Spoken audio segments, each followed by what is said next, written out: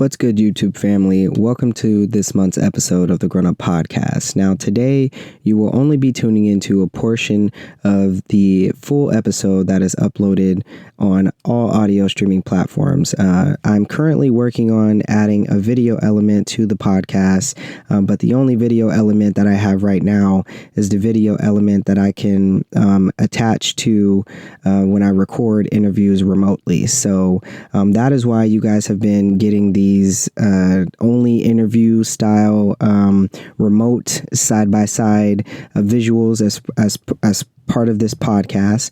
But again, as I said, hopefully I'm trying to set something up soon so that I can really get the visuals going and elevate the podcast to a brand new audience here on YouTube. So I thank you guys. I appreciate you for the support so far. And please tune in to the full episode on any audio streaming platform. You can head to my channel so that you can go to my website. It has all the links for you to click to go and check it out. Website is grownuppodcast.info. I appreciate y'all. I love y'all. And I hope that you enjoy this interview. He's a great guy. He's an author. Of course, we talked about the book. His book link will be in the description below for you to check him out. And yeah, other than that, I'm going to let the interview take it away. This is the interview I did with Dr. Ardeshir Mehran.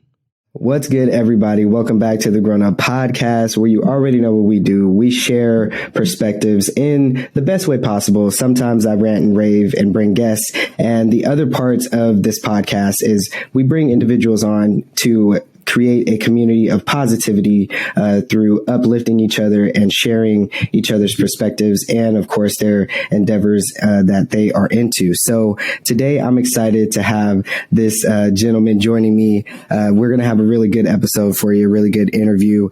He's going to help us understand how much of a role mental health plays in the world of high achievers and leadership. So joining me to discuss this topic is Dr. Ardeshir Mehran. Did I say that pretty good? You got it. Thank you. Okay. Yes, right. Awesome. So thank you so much for joining me today. He is a psychologist, best-selling author, and a behavioral researcher. So we'll be discussing his work in cultivating a new culture of empowered individuals, particularly in the workforce. So let's jump right into these questions here. So my first question is, what do you love about your career with psychology and behavioral research the most? Thank you. And Derek, first of all, to be with you, with your audience. And to answer that question, what do I love?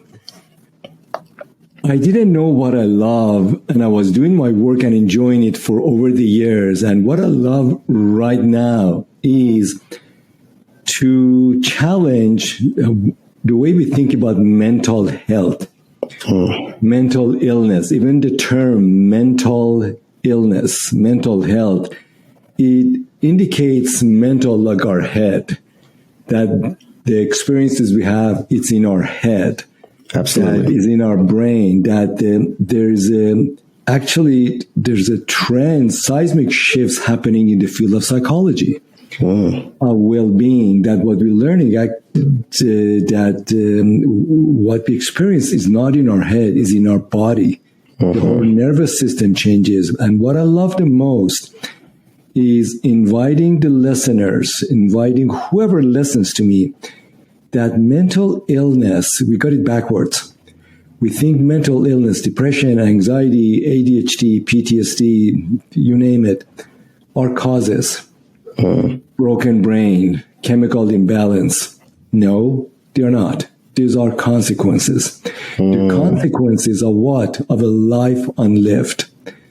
And I tell people, if you're depressed, my friend, it means that there's some elemental human experiences, emotional experiences, you did not get to have them fully the way you wanted them in your life. There are some deficiencies. That's what science totally is missing and what I'm trying to change. There's nothing wrong with you. Your cup of fullness of life is not full. And you've basically been living a life that you're trying to make things happen, dealing with inefficiencies and gaps in your human experiences. You're unfulfilled. The title of my book is You're Not Depressed, You're Unfinished. Wow. You're Wow. not depressed, you're unfinished. Once you know your playbook of being what's not there that you finished, your job is very simple. Go finish what is yours. Yeah. Go finish your cup. Go begin living, and literally you will see depression, anxiety, PTSD, so on, start to dissipate and go away. They didn't admit it. What I love about it is that if you're struggling, it means you're not living the life you were supposed to live. And you know it. Your mental illness is your own signal to yourself. Saying, wake up, claim your life. You are in a prison of your own making. Get up, call your life, figure it out, and come out of darkness. That's what I love about my work. Wow. I love that. And that's very interesting that we have connected today, because I'm stepping into this space of shedding that depression and fulfilling my life through understanding the unfinished things that inside of me I knew I needed to finish and handle in order to move forward and to grow into the potential of the person that I know I am. So very happy to have you on today and discuss this. So moving on, my next question. So your bio is filled with many achievements and mentions your personal experience with depression and anxiety. If you're comfortable sharing with us briefly what led to your depression and anxiety, as well as what motivated you to turn it into your career path for you. Great. Thank you. So I went to school to become a psychologist, and somehow I always was mystified and, in fact, petrified by people's behaviors. When you grow up in a family that there are emotional struggles in the family, mom, dad, grandparents, you think life is like that. So I saw the struggle in my mom's face, my dad's face. Later on, learned both of them were children of trauma, generational trauma. They had their own stress, PTSD, flashbacks, and depression. And you kind of think that everybody's like that. So I went to graduate school to learn about psychology. So when I got my doctorate, I triple majored, I have 4 masters, a double major undergraduate.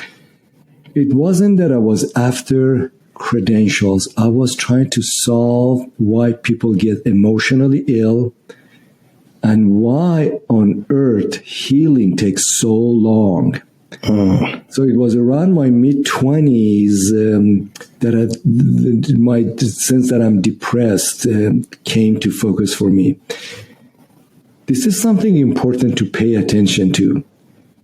People who are professionals, high achievers, entrepreneurs, in daily life, you see they have a great smile on their face, life of the party, all of that.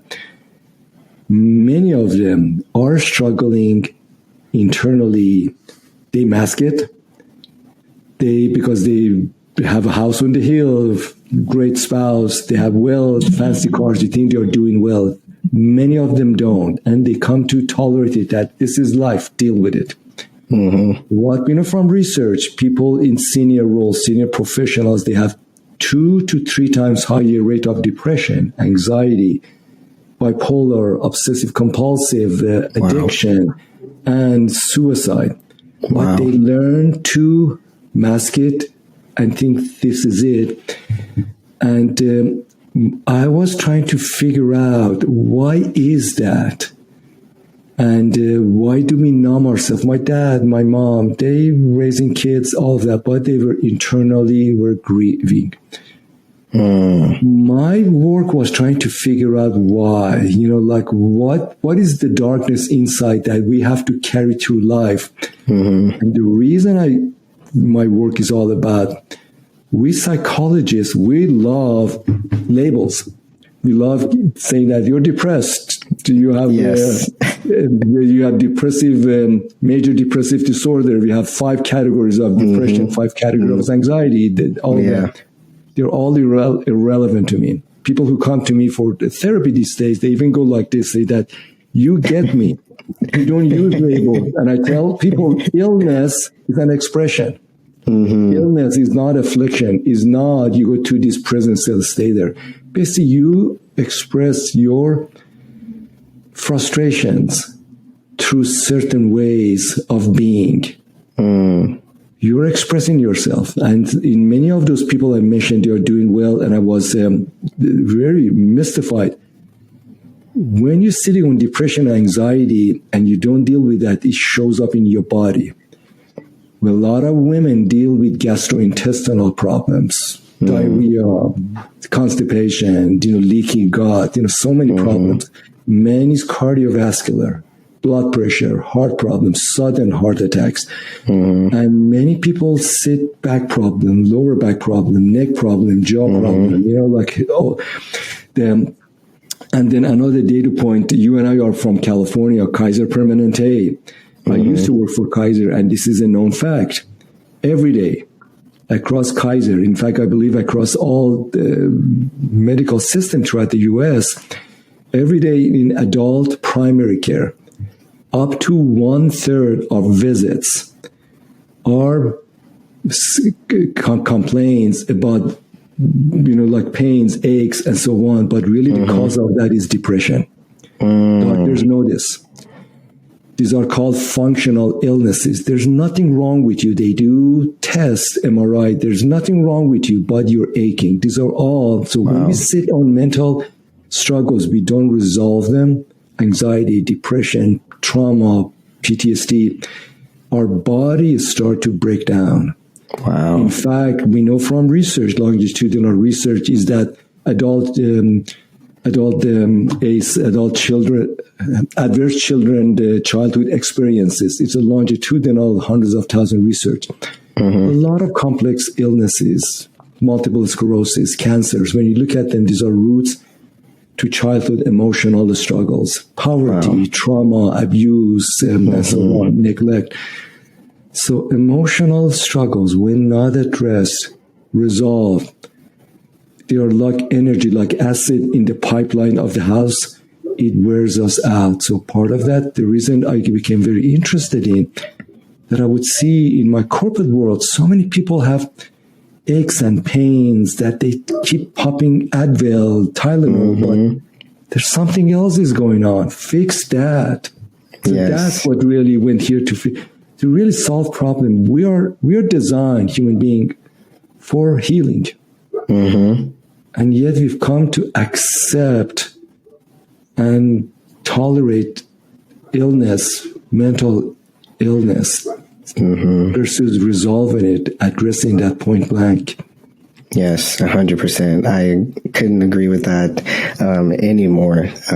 I have been struggling with mental health for a really long time, and as I said, stepping into the space, I had to look at the things around me and figure out what was the true root of all these issues. And a lot of it did stem back to family and trauma and generational trauma. And as I'm learning about these things that are unfolding, it's giving me so much clarity within the potential of who I can see myself to be. So, I love this. So my next question is, you describe your approach with transforming lives as a results-driven approach. Can you tell us what that looks like? Yeah, wonderful. Thank you.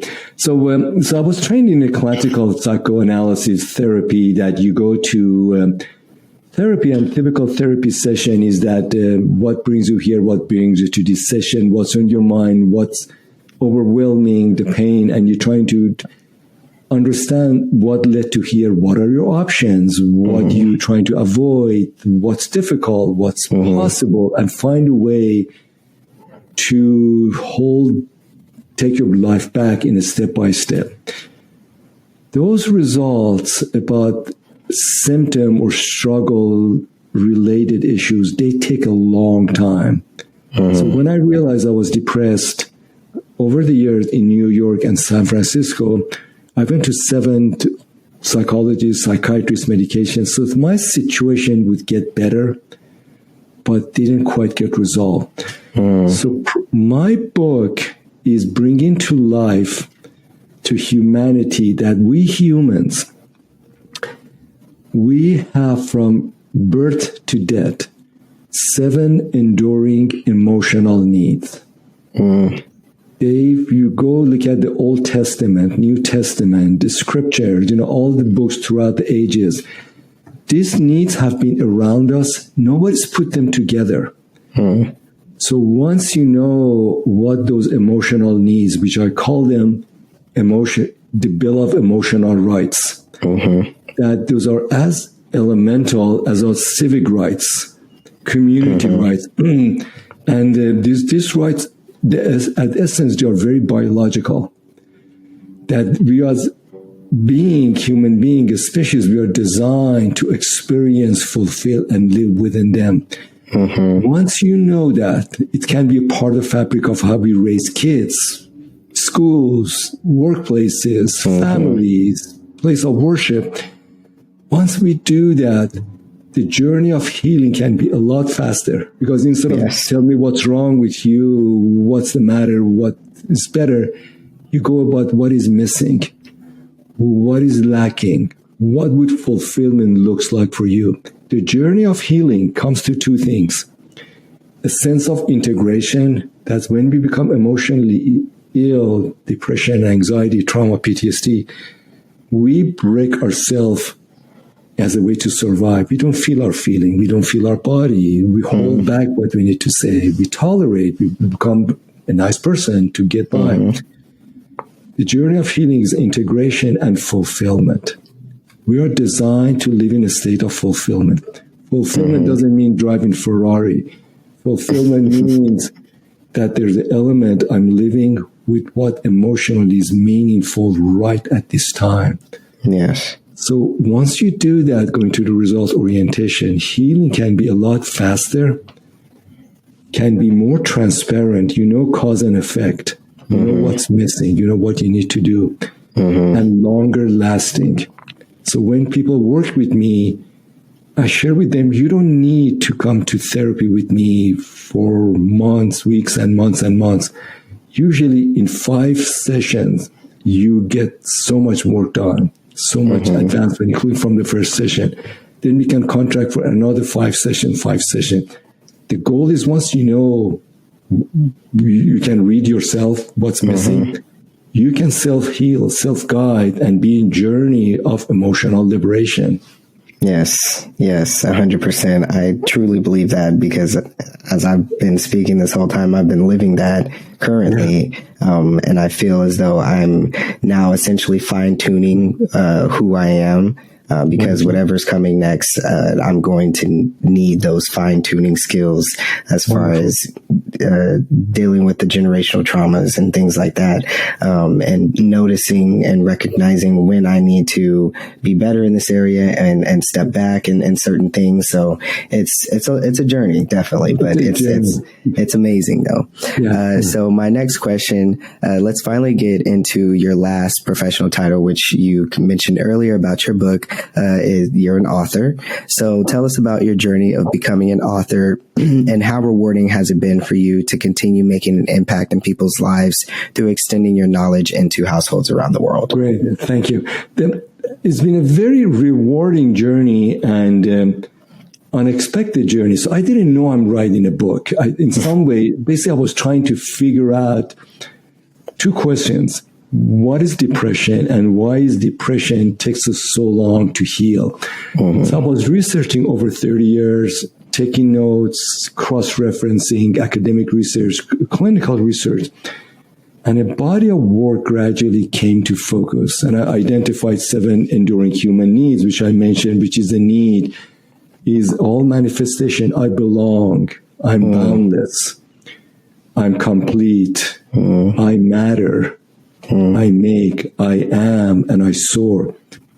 So in my book, I talk about each one of them. There's a meaning to them. And I talk about what does it mean across the ages? What is the science behind that? What are the examples of people in day-to-day life that they demonstrate that? And also client examples and practices around that.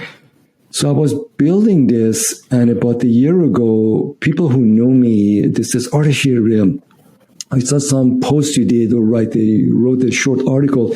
It is so cool, when is the next chapter? And I was thinking, I don't know, so I tried to write this because people and my client, they would see my writing and saying that I want more. What's next? What's next? Then I realized that to the stage, this work is not mine anymore. Give it to the world. So typically it takes about 3 years to write a book, bring it to market. I wrote it, put a pen to paper in 11 months. And when book was released May of this year, end of May, and I thought, well, my wife will buy a copy, my sister will buy a copy, I'm done. the book went live, went on Amazon live. It was Thursday evening, so I went to bed. Friday, nothing happened. Saturday morning, my phone started to ping. What's going on? So looked at it. People from East Coast and Europe wrote and said, "Did you know this? Go on Amazon." I said, "What are you talking about?" I said that your book become a bestseller in multiple categories. Amazon. I'm thinking, okay, there's a software error. There's Amazon software doing it. What the hell are they talking about?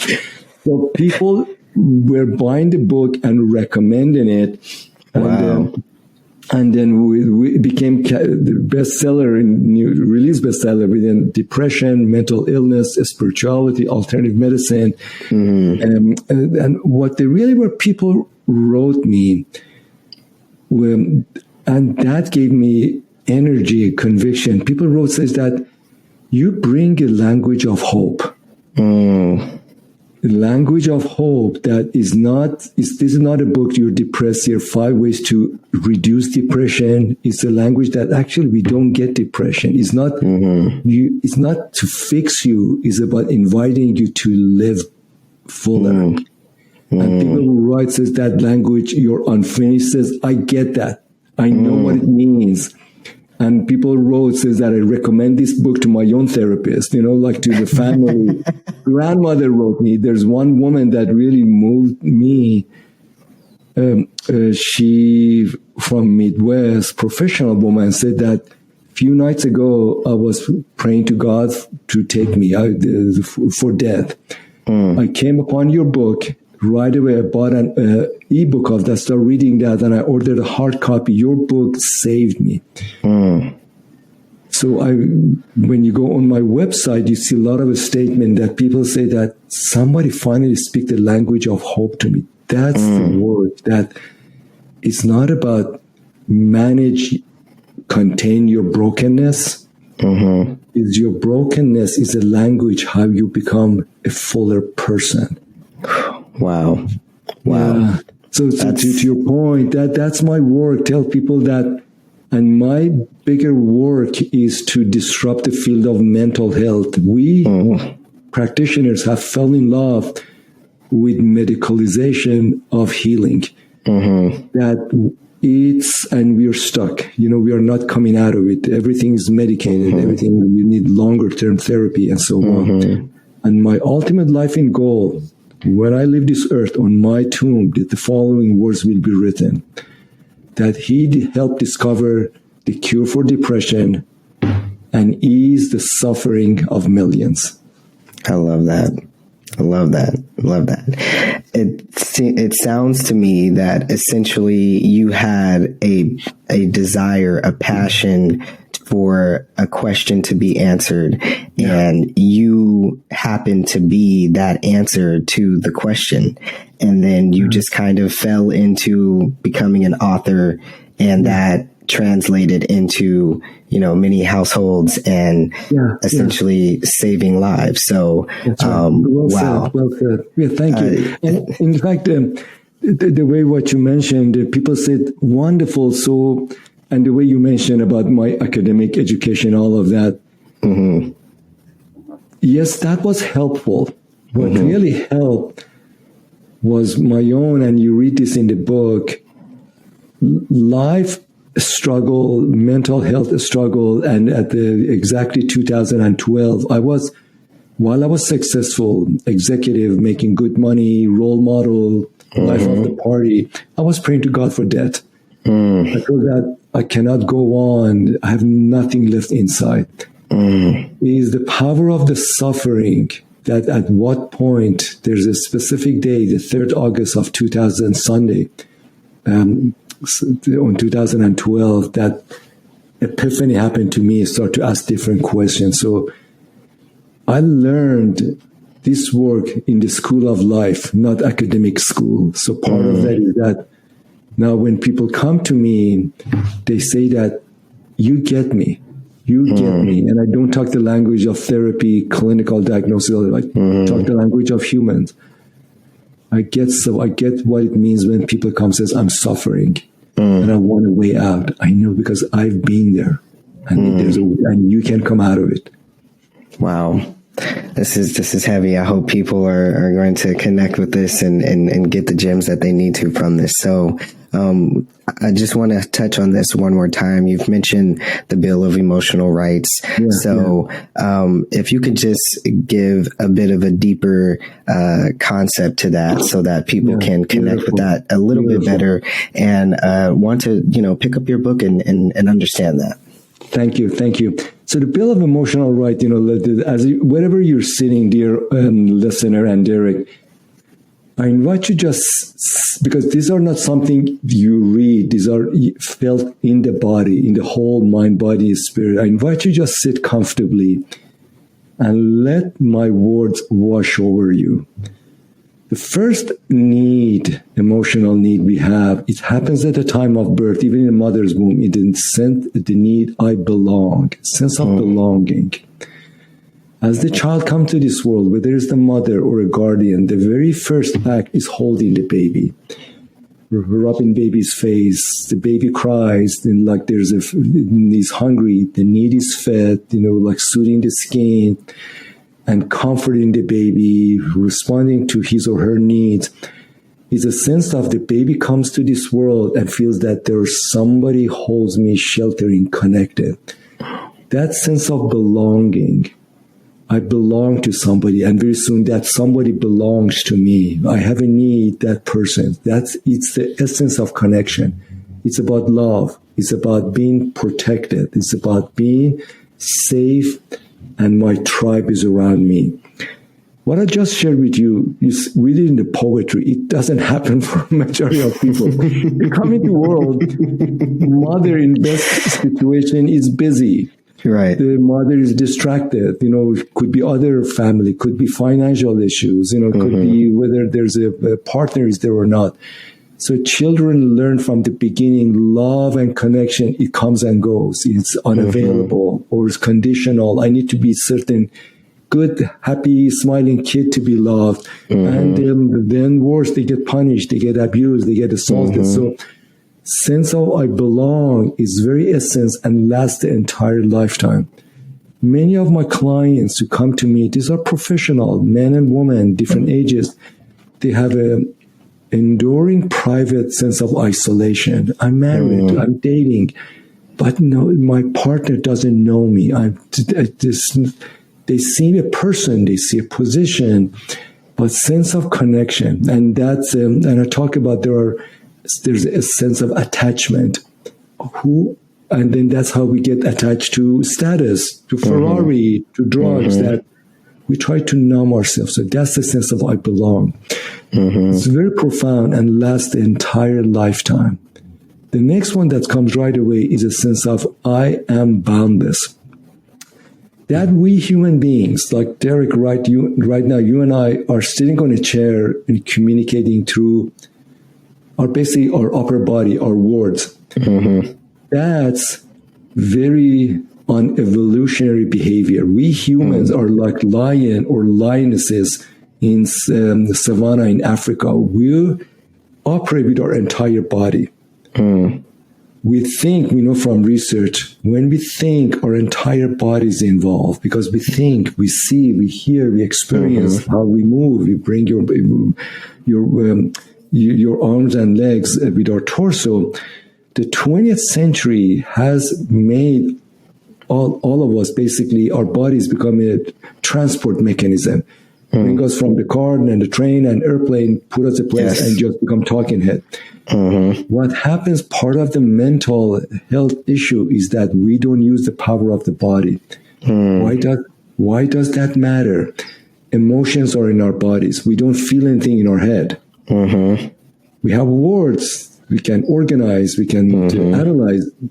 concepts, but emotions in our nervous system, in our bodies, in our hormonal, in our muscular skeleton. So part of that is we are broken human beings in terms of entire being. The next one is I'm complete. You talked about generational trauma, and I worked with generational trauma to deal with my own. Many of us go through life fighting yesterday's battle or heavy burden. What we know from trauma research, coming from neurology and the pain clinics, there's no such thing as pasts. This is important, that our brain remembers events or patterns, certain ways things happen. Our body, emotions happen in the body, and body only lives in the moment. Right? So if there are things happening, generational trauma, anxiety, depression, and any hurt, body thinks it's happening right now. So sense of I am complete is learning that whenever experiences happen, instead of trying to think about this happened with mom, grandpa, my partner, so on, your body is waiting to close a loop, to do something. Right. What are the behaviors you claim yourself? To get an action right now that you claim yourself. So your completeness is actually possible. It can happen right now in small doses. You are complete. There's an action missing. The next one that happens come to focus very in childhood, I matter. There are many people invisible in this world. And I worked in corporate environment, and I remember people enter a conference room or a meeting room. Nobody turns around and see them, call their name, invite them. And the essence of I matter is that whether you're in this country, that country, you live uptown, you downtown, you this, like ethnicity, you're that ethnicity. You're on this earth, and all the dignity, all the respect, and all the honor bestowed upon you, you're already at the table. We know from research in the mass shootings happen throughout the United States more than anywhere else. They are predominantly, if not always, men. And these are, when you study them and they report, these are people who feel invisible. Right. They are 100%. Not seen. And so through their act of violence, they basically says, I exist, seen. So violence is getting some respect, some recognition. The next one is the need of I make. We know from research after research, year after year, that majority of people in the world of work, they work in a soulless work. The work they do, they make good money, they have mortgage to pay, they have obligations, but they hate their work. Right. They think it's okay. What they don't realize, when we work in a job that we are not enthusiastic, we feel, this is not the right work, or we have bad bosses, like abusive corporate or team culture, we get sick emotionally. Our body gets sick, higher rate of ailments. So part of that, whatever you do, go find something that is right for you. Yes. And it could be anything. Everybody's doing something in this world, whether it's in the factory, in the field, in the corporate offices, on the road. Everybody's something. Make sure it's your work. Otherwise, you will basically giving away your power.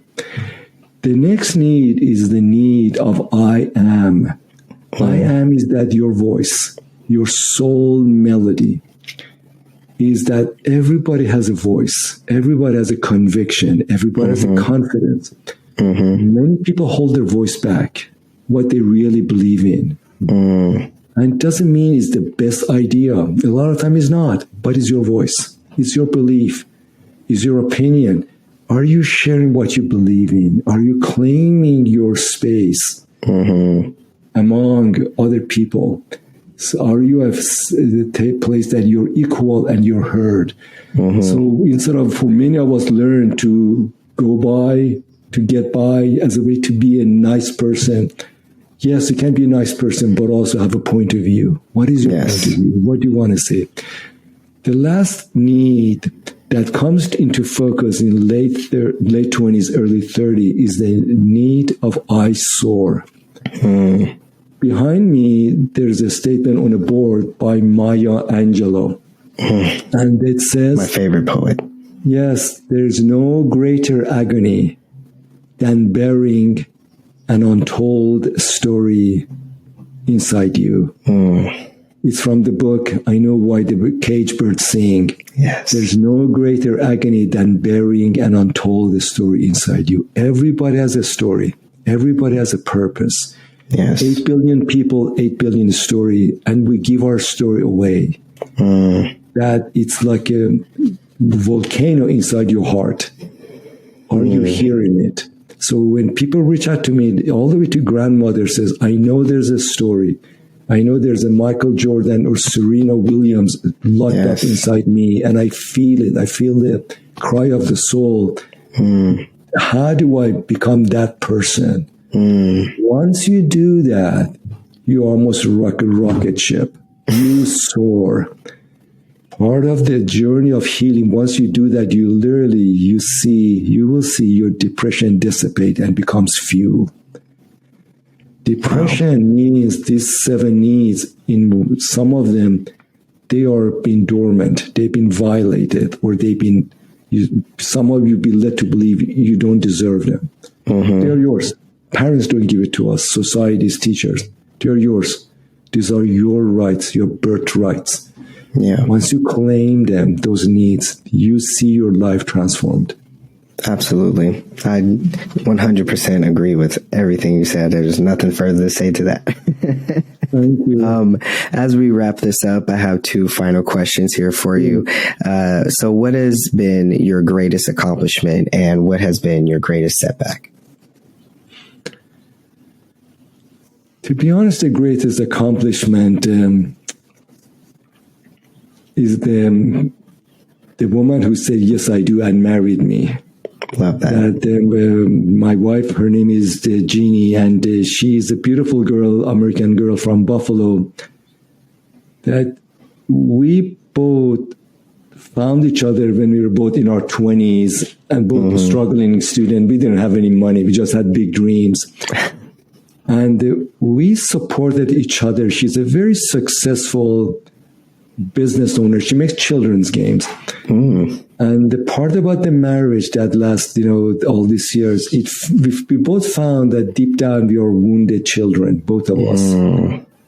And we have journey of healing and growth, and we created a sense of respect and honor and space for us to do our work and for us to be a buddy instead of judging, honoring, allowing that. So she's my base and muse, and I support that. And the next one is that through each other having a son, David. And when we had David, as expecting his birth, we both made a vow. We both of us, Jeannie and I, came from hurt families. We made a vow: we will do our best not to pass on generational trauma to our son. And so we hold each other honest that, the things you did, the things are patterned, that make sure David learns a different way of to be loved, to love himself, to connect, see the world. I don't want to say we succeeded. David will tell me later on when he goes through his own therapy. We'll have David on and explain himself. Exactly. You should talk, hey, David, let's not get real about how your dad is. Actually, that's a great idea.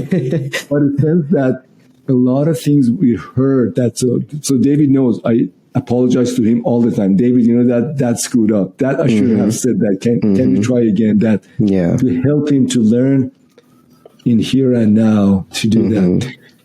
The regret that I have, and is that in those years that I was depressed in New York City graduate school, early years of marriage, once you're depressed, dealing with trauma, there's a darkness that falls upon you. So there were years in my life that I was sleepwalking. I was very successful, graduating, great dissertation, making money, all of that. But I was not there because I was so emotionally numb. I was hurt. So my brain, left brain was working, but emotionally, spiritually, and my heart, I was really in a state of darkness. This happens to a lot of people, millions of them.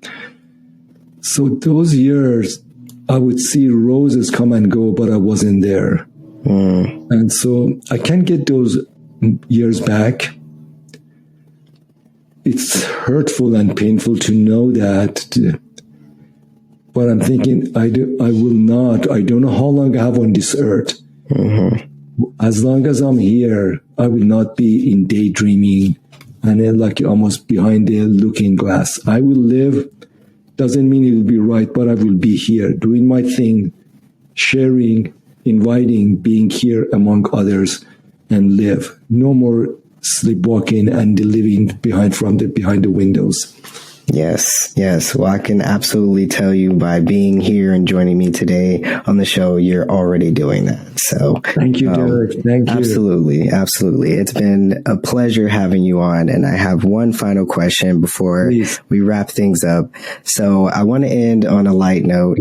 So my final question is, how do you manage to maintain a thriving career and be as active as your bio says? And by the way, everyone, just to let everyone know, his bio says that his passion includes running, marathons, hiking, swimming, open water and pool, biking, reading, wandering in nature, photography, poetry, and music. Yeah, thank you. Yes, I do all of that.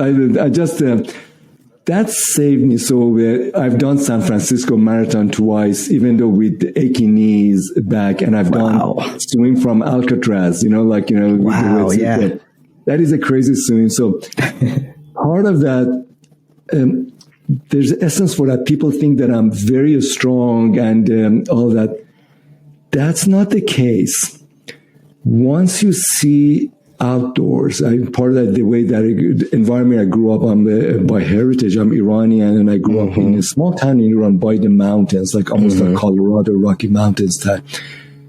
Once you understand the nature and you understand your body, and you tap to the sense of joy, being with nature, instead of trying to push things, I'm going to run marathon. So when I did San Francisco Marathon, I have a blog about it on LinkedIn. I just tapped in the joy of the moment and grace of the moment. I was doing my grace for those number of hours that, dear Lord, thank you for allowing me to be here. Yes.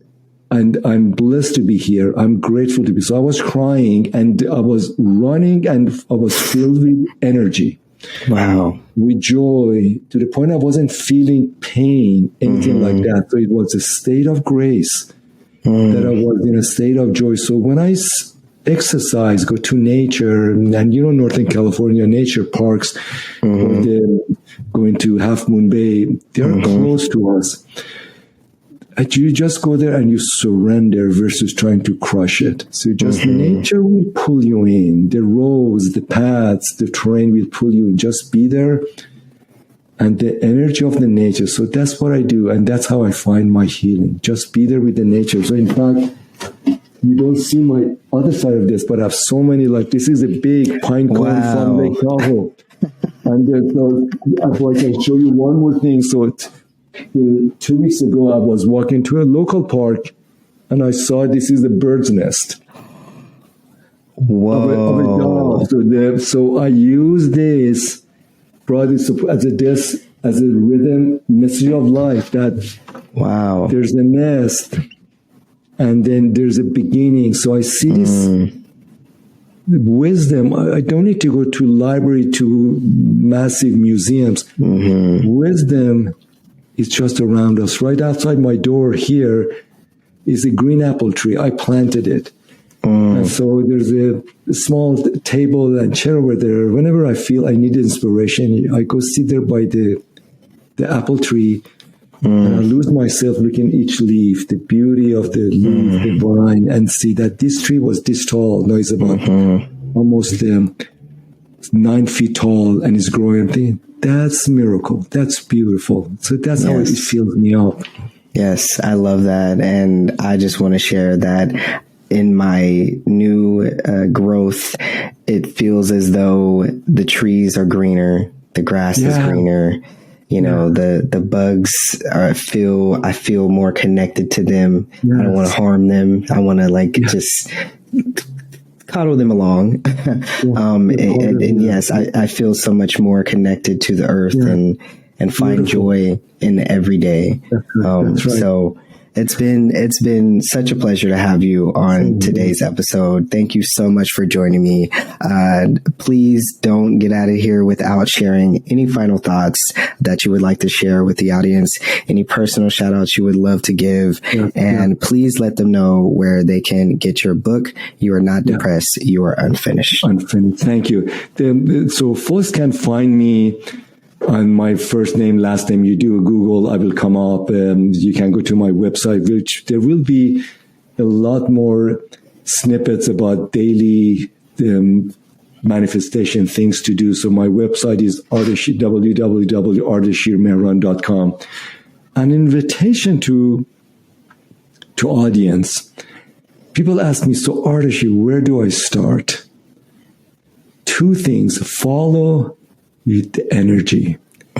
Energy guides you. Energy is, everybody has a river in their being, in their soul, in their body. Energy will guide you. Just instead of, and we're trying to ignore it, medicate it, caffeinate it, drink it. Follow the energy wherever it brings you joy, whatever brings you light. Whether it's nature, music, whether, like, I have a wonderful, beautiful golden retriever, Lucy. That Lucy guides me. Lucy grounds me. So follow energy as a way to find your healing. Yes. Number one, many people have come to accept physical pain, emotional pain, spiritual pain, financial pain as something that is darkness inflicted on them, and they're stuck. See the pain, there's a wisdom to that. That see the pain, instead of saying that I'm stuck, that your pain is a nudge for you to find a different way of being. Pain doesn't want you to stay there. Pain, or what pain says, that this place you're in ain't your place. Go to the next. So use the pain as an invitation. Say that, where do I start? So where do you start? Whatever brings you joy, whatever brings you flow, tiny bit.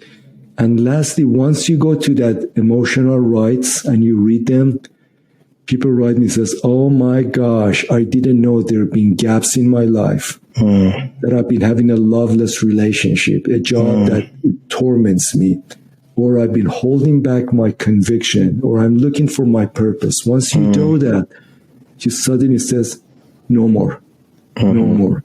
And that's where the journey of you claiming yourself starts. And it's a beautiful journey, and it's yours. Don't give it away. Don't give it away. Yes. Thank you so much for joining me today. It has once again been a pleasure. Please go and check out his book. Of course, the link to his website as well as directly to his book will be in the description below, where you can click right away and go and check him out. Again, thank you. I'm so appreciative. Hopefully, since we're in the same region, we can meet up, have some coffee, discuss more about mental health. And other than that, this has been the end of another Grown Up Podcast episode. And please reminding everyone to stay safe and be kind. This has been Dr. Ardeshir Mehran on today's episode. Thank you. And that is all. Thank you so much. Beautiful.